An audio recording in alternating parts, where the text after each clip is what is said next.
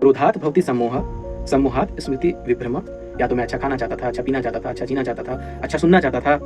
जो ऊर्जा इतनी इंटेंसिफाई हो गई है उसमें तुम ऐसे हो जाते हो कि पल में प्रलय हो जाए। सम्मोहन वाली स्थिति है, उसमें तुम्हारी स्मृति, मेमोरी डिसॉल्व हो जाती है, डिस्ट्रक्ट हो जाती है, तितर बितर। नमस्ते। तो जो पिछले वीडियो में हम जहाँ पे थे, जिस कंटेक्स्ट की बात कर रहे थे, वो वीडियो बहुत लंबी हो गई, मुझे खुद पता नहीं चला। मुझे लगा कि इतना लंबा करना भी सही नहीं है, तो मैंने उसको वहीं पे रोक दिया था। तो आगे की बात हम इस वीडियो में करेंगे, आगे के श्लोक के साथ। उसमें मुझे 2 श्लोक को एक्चुअली डिस्क्राइब करना था। तो उसमें एक पिछले में 62 नंबर, अध्याय 2 62, इसमें 63। तो वहाँ पे था कि ध्यायतो विस्यान पुंस संगस तेसु प्रजायते संगत संजायते कामा कामात क्रोधो विजायते। फिर आगे श्री कृष्ण अध्याय 2 श्लोक 63 में ये बोलते हैं कि क्रोधात भवति सम्मोह, सम्मोहात स्मृति विभ्रम, स्मृति भ्रंशात बुद्धिनाशो, बुद्धिनाशात प्रणश्यति। क्या कहते हैं कि अब वहाँ हम क्रोध तक पहुँचे थे कि कैसे वो काम की जो पूर्ति नहीं हो पाती। हर काम की पूर्ति तो हो भी नहीं सकती है, कैसे होगी? तुम सोच के देखो कि आज हम ये चाहते हैं, ये हुआ, कल हम ये चाहते हैं, कल वो हो जाए, कल परसों हम वो चाहने लग जाएंगे तो वो वैसा होने लग जाए, संभव नहीं है। तो इन बीच में जो रुकावटें आती हैं उनमें क्रोध की उत्पत्ति होती है। क्रोध में क्रोधात भवति सम्मोह।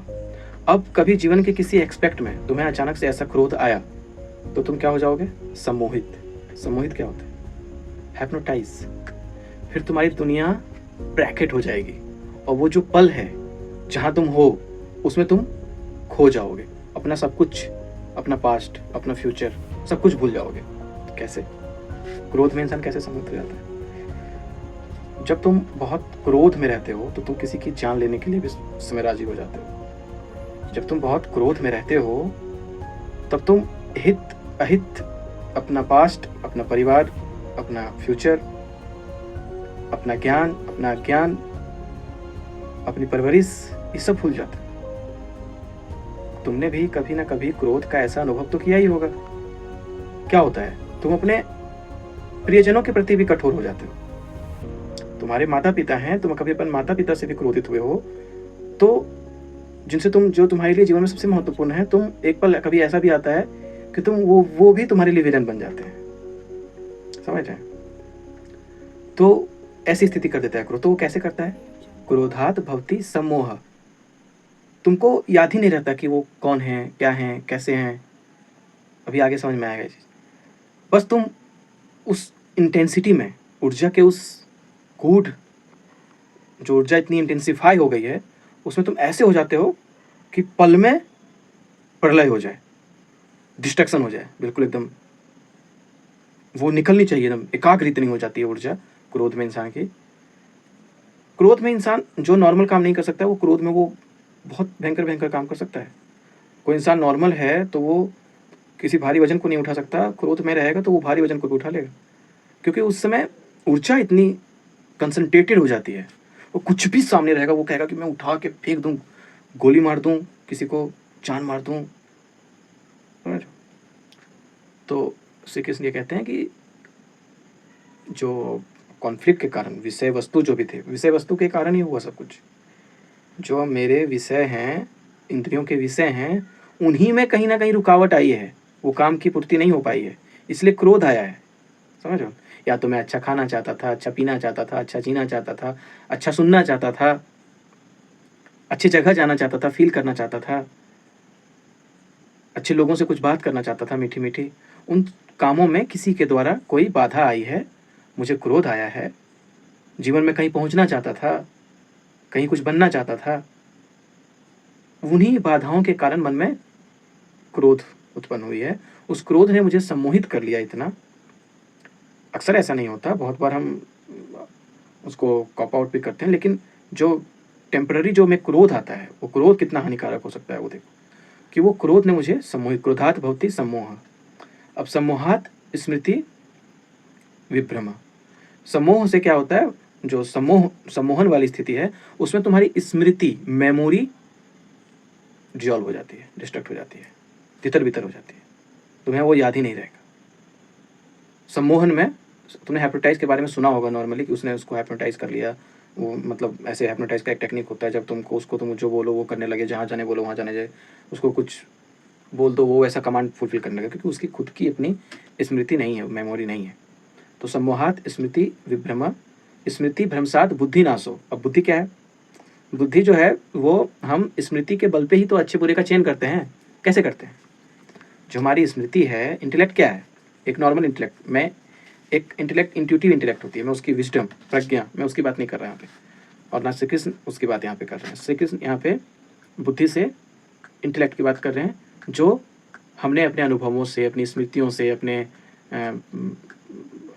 जीवन के आयामों से सीखे हैं, उनके आधार पे हम डिसीजन लेते हैं, उसी को हम बुद्धि कहते हैं।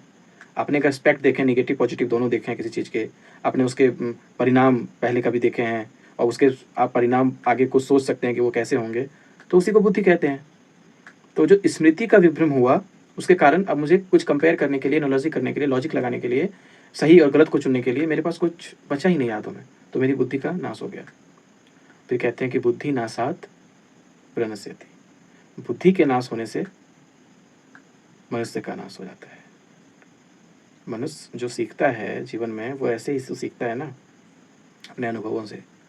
अगर वो अनुभव, वो ज्ञान, वो स्मृति, वो इंटेलेक्ट, वो गाइड करने की, जैसे मैंने अपने अनुभवों से सीखा है ना कि मैं छत से कूद नहीं सकता, ठीक है, मैं सीढ़ियों से जाऊंगा। ये मेरी स्मृति का भाग है, क्योंकि मुझे पता है कि मैं कूदूंगा मेरे पैर टूट जाएंगे। लेकिन कभी तुम सोच के देखो, ऐसा, ये कोई बहुत अच्छा एग्जाम्पल नहीं दे रहा हूँ मैं, लेकिन फिर भी नॉर्मल जो आया मन में, कि तुम कभी सोच के देखो, जब इंसान क्रोध में रहे तो एक सम्मोहन की स्थिति पैदा हो, इस समय स्मृति विभ्रम हुआ, स्मृति जग गई तो उसका बुद्धि नाश हुआ, बुद्धि नाश हुआ तो वो अब कुछ काम क्रोध में, मतलब शांत होता तो वो कुछ ढंग से करता, कहीं जाता, किसी और तरीके से उसको जवाब देता, लेकिन उस समय वो क्या करेगा? गेट बंद है, सीढ़ी बंद है, तो छत से कूदने की स्थिति कर लेगा, या मतलब कैसे भी उस समय उसको वो चीज़ पूरा करना है, कूद देगा, खुद के पैर तोड़ ले भले, लेकिन छोड़ना नहीं है। मतलब मान के चलो लड़ाई हुई है, लड़ाई होके दो लोगों के बीच लड़ाई हुई है, वो एक ने गेट अंदर बंद करके वो तो छत से कूदेगा, कहीं से भागेगा, कहीं से जाएगा, कुछ करेगा, तो अपना मतलब ऐसे तो जो नाश हुआ होना है होगा, लेकिन ऐसे मतलब ज़्यादा नाश। किसी का क्रोध में मैंने मर्डर कर दिया, मैं बहुत इतना गुस्सा गया। जो कैदी होते हैं जेल में, उनसे तो अक्सर 90% कैदी जो ऐसे होते हैं, अगर वो होश में होते तो वो काम उस समय वो नहीं करते, क्रोध में, रिवेंज की भावना में, समझ जाओ। फिर उसने सब भुला दिया कि आगे क्या, फिर 20 साल 25 साल झेल रहे हैं, काट रहे हैं, जेल में हैं, कुछ भी कर रहे हैं, उस कुछ पलों ने उसका नाश कर दिया। हम डिसीजन, अगर हम होश में हैं, मेरी किसी से लड़ाई हो रही, मैं होश में हूँ, तो मैं अपनी बुद्धि का प्रयोग करूंगा ना, कि उसमें मुझे क्या करना चाहिए, मैं किस लायक हूँ उस समय। 4 लोग हैं मेरे से बहुत बलवान, और मैं उस समय तेवर में आके लड़ने लग जाऊँ, तो मैं उस समय, मैं अगर होश में हूँ तो सबसे पहले मैं ये कोशिश करूँगा कि तुम मेरा जो अभी नाश कर पा रहे हो वो तो कर लो, तो और जो स्थिति बन सकती है, और भी चॉइस हो सकते हैं कि लोगों को चिल्लाना या फिर जो भी, लेकिन उस समय मेरे, अगर मैं कुछ नहीं कर पा रहा हूँ तो एटलीस्ट इतना तो करूँगा कि मैं उसकी सारी एक्टिविटीज़ और वो उसके चेहरे, उसके कुछ चीज़ें, यादें, ताकि मैं उसको बाद में कंप्लेन कर पाऊँ, या फिर उसको मैं खोज पाऊँ, उसको सज़ा दिला पाऊँ। लेकिन मैं उसी समय क्रोध में लड़ने लग गया तो मेरा भी हानि हुआ, वो तो निकल ही गया। तो नॉर्मल ज़िंदगी में हम देख सकते हैं कि ये कितना उपयोगी हो सकता है